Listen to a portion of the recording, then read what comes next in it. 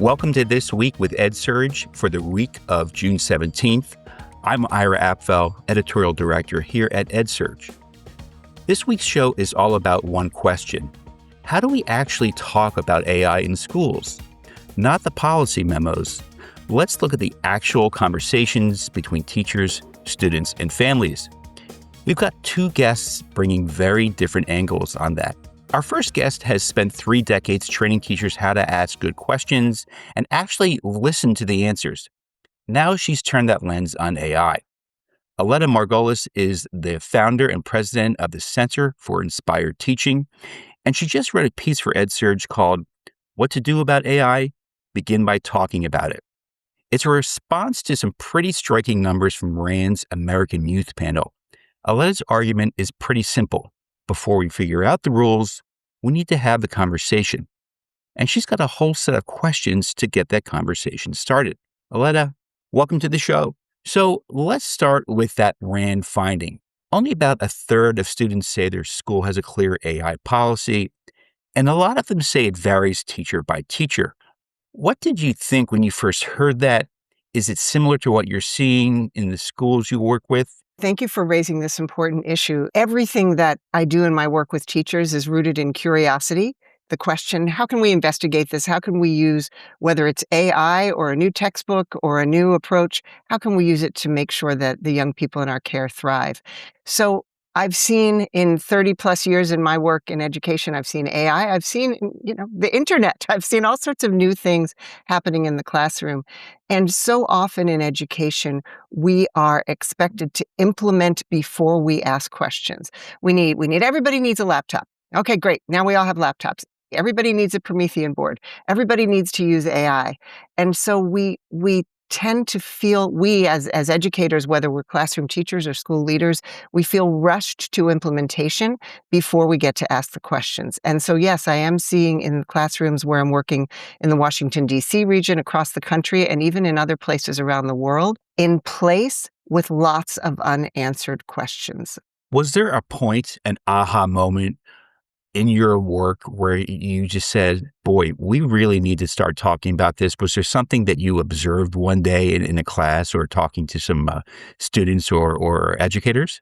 Over the past 6 months or so, the conversation I keep hearing young people have, and teachers too, is, okay, teachers are using AI to create the assignments. Students are using AI to summarize the book that was supposed to be read, to draft out the paper that is supposed to be written about the book. And it's almost become kind of a joke that some of our teachers and kids say, like, well, what do you need teachers and students for? AI is going to create the assignment, AI is going to do the assignment, and AI is going to grade the assignment. And that's mostly an exaggeration, but not entirely. So yes, those conversations that I'm hearing teachers and kids have about sort of what are we here for? If AI is more efficient and effective than I am at writing, at summarizing, at analyzing, at sorting through material, then what are we here to do? It's a conversation that we've been having joyfully here at Center for Inspired Teaching with teachers and students for 30 years. What's the purpose of school? It's a great thing to ask ourselves. What are we here to do? Yes, we're here because we all have to go to school, but what do we want to get out of it? I'm wondering what's different about this AI moment where we have to have a conversation than from topics in the past. What's different about AI compared to other conversations that have been percolating in your practice? In the days of, let's say, laptops or Chromebooks, the school had to buy them and give them to the teachers and the kids. Everyone can access AI now. And of course, students are much better at it than we are. So they're ahead of us. And that's great. That's great. Young people can teach us things. There's no saying to young people, we're not going to use AI until fall, because it's available, kind of like social media. It's available, it's accessible to just about everybody. So we can't pretend that we're not ready to address it right now. So we have to do the thing that is good practice anyway, which is to really talk to each other and say, what are we here to do? What are we here to learn?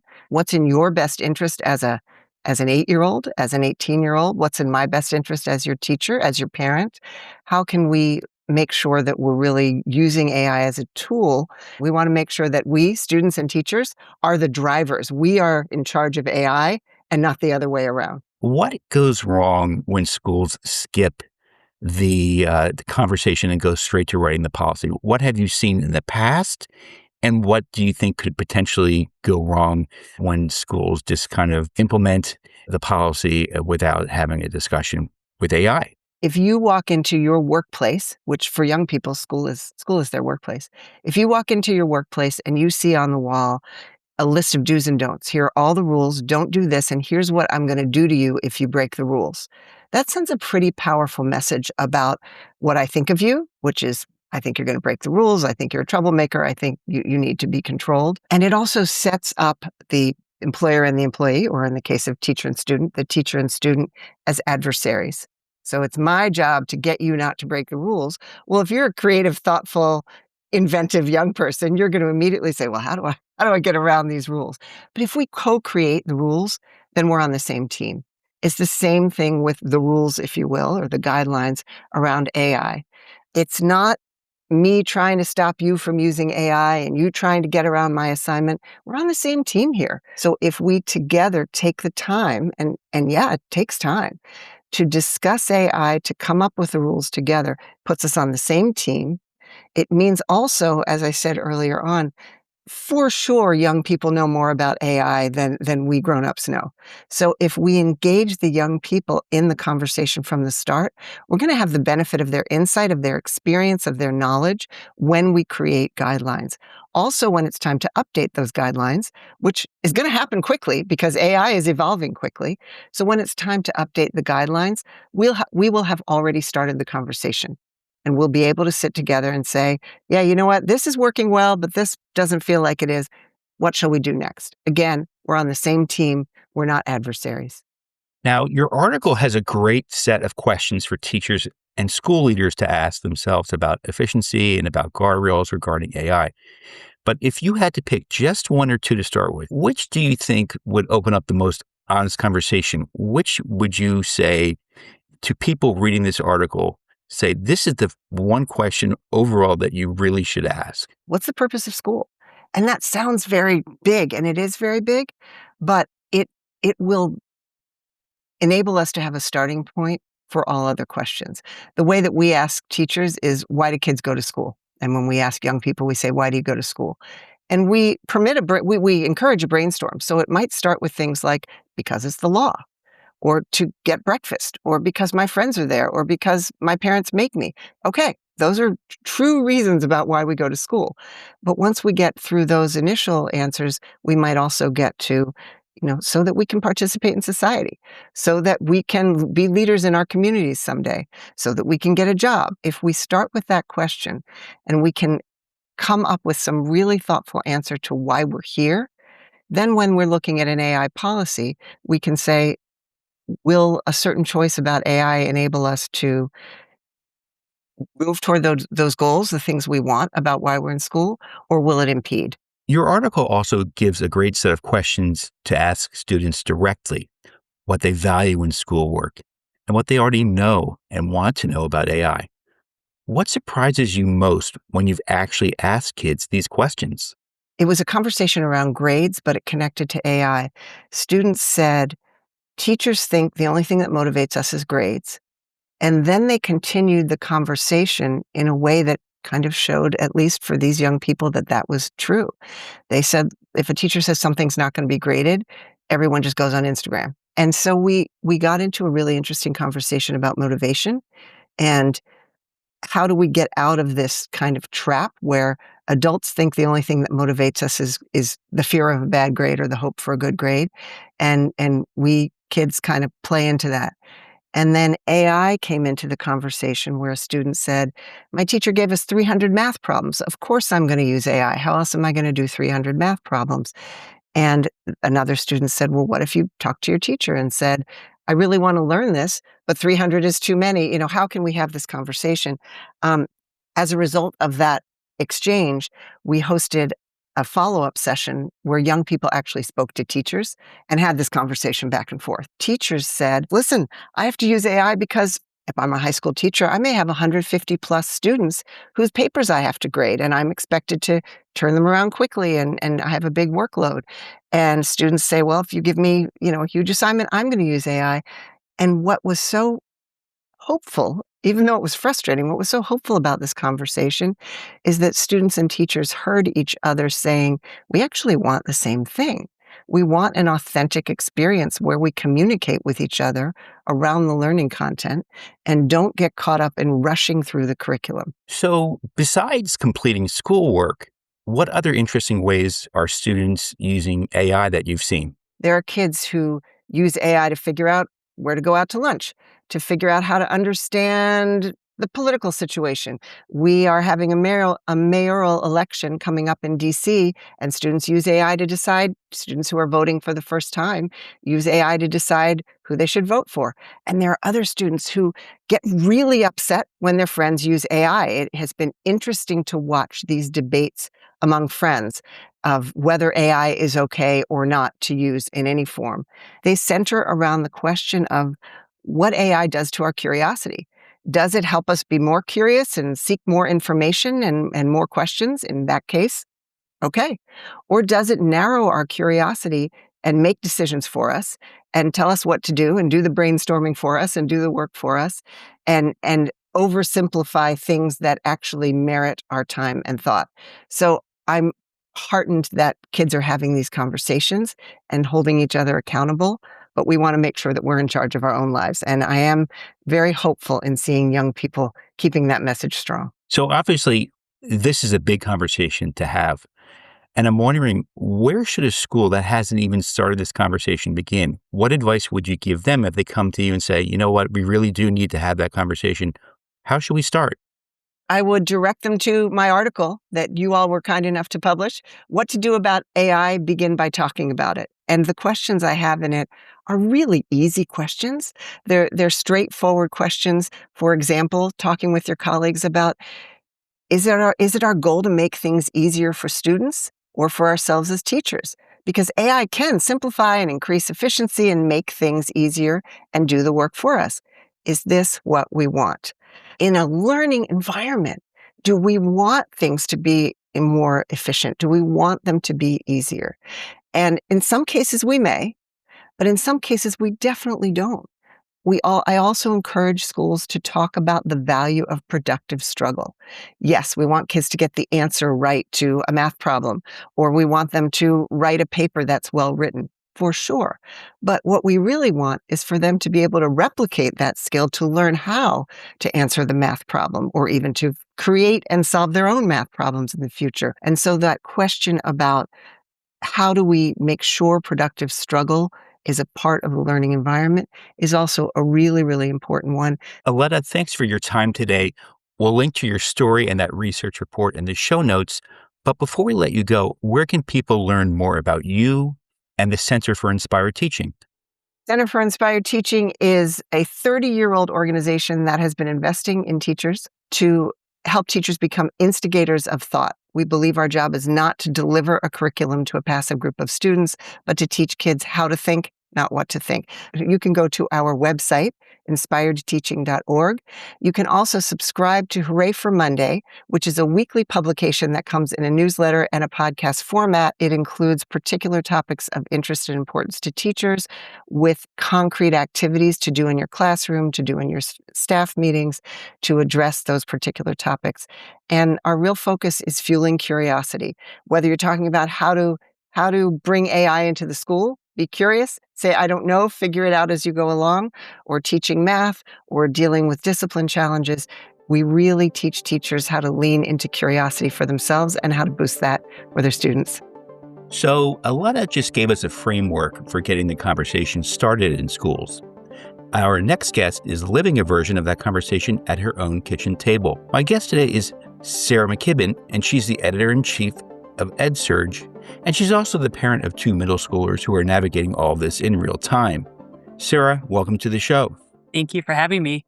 A new NPR and Ipsos poll came out this month, and the headline surprised some. 54% of teachers say AI is making it harder for students to learn critical thinking skills. and nearly 3 in 4 teachers think AI's impact on education will be bigger than the internet or computers were. So that NPR Ipsos number, 54% of teachers worried AI is hurting critical thinking. Does that match what you're seeing with your own kids? It does. But I think that the reality is more nuanced than kids are outsourcing thinking. So if you look at what my kids are actually doing, it's this wild mix of pure brilliance and some pretty clever corner cutting. So on the brilliant side, they're using an app called Turbo AI for studying. They can drop a textbook chapter into it, a chapter from The Hobbit, whatever they're studying, and it will generate custom flashcards, quizzes, and it even creates these 5 to 15-minute AI podcasts where two AI hosts are literally bantering back and forth about the book or the chapter. Occasionally, they'll use another app called Photomath, where they'll snap a picture of a problem, a math problem, and it'll immediately generate an answer, but it'll also walk them through the step-by-step logic of how to solve that equation. And then I would say Grammarly is, another app that's just running in the background on their Chromebooks, sort of like digital oxygen for spelling. I mean, for the most part, those are all good ways to use AI. But here's the flip side that does concern me. For the heavy lifting, like writing long essays, at least one of my kids today openly admitted to using Claude. And I hope that none of their teachers are listening to this, by the way. But, for for essay writing, he's not just using AI to brainstorm topics or transitions. He's he's having it create the text, and then he's running the text through an app that he downloaded on his phone, an AI humanizer app, so that it intentionally inserts typos, awkward sentences, so the AI detectors don't flag it. I mean, kids are really on top of this. So yeah, when they're using it to dodge the actual writing, that's where the red flags go up, and also where my editor heart dies a little. So only about a third of teachers say their school has formal AI guidelines. From your perspective as a parent, what does that look like? Are your kids getting consistent messages from one class to the next, or is it different teacher to teacher? It's not very consistent at my son's school, and I don't think that that's something unique. In fact, last week on this podcast, you talked about a COSIN survey saying that 75% of districts have guidelines in place. But in this poll of K-12 teachers, half said their schools have not provided AI guidance. And then if they have provided AI guidance, they don't know what that guidance is. Everyone is stuck in this kind of bureaucratic holding pattern. Because there's no playbook, teachers are just reacting out of self-defense. We've seen this massive shift during the school day with way more in-class essay writing, physical math workbooks, just sort of old school pen and paper where a screen can't intervene. But then the bell rings, they come home, and their assigned homework is on IXL or other digital platforms.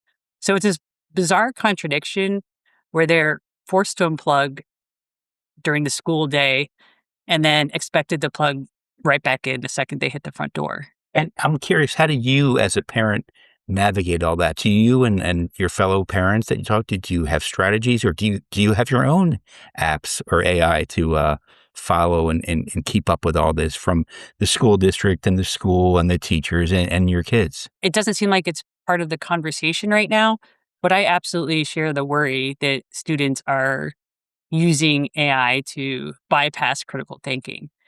And that's, the fear for my own sons.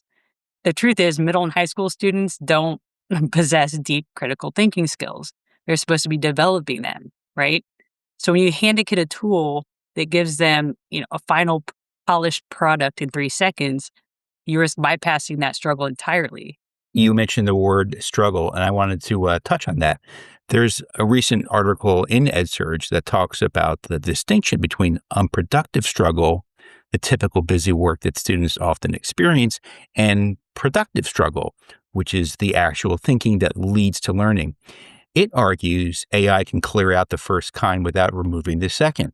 So would you agree with that when you watch your own kids use AI for homework, or is it more nuanced? I think that EdSurge piece hits on a beautiful theory but the execution in real life is tricky.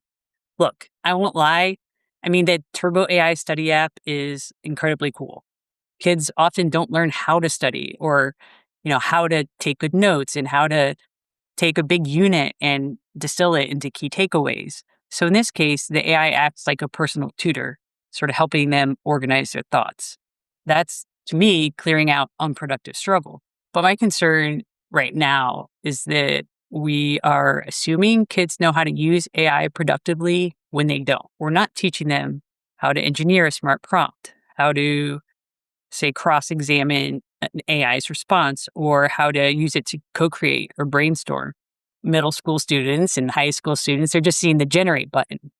Maybe those finer skills will come in high school, but at the moment, it's almost like we're handing them a motorcycle and assuming they know how to drive it safely.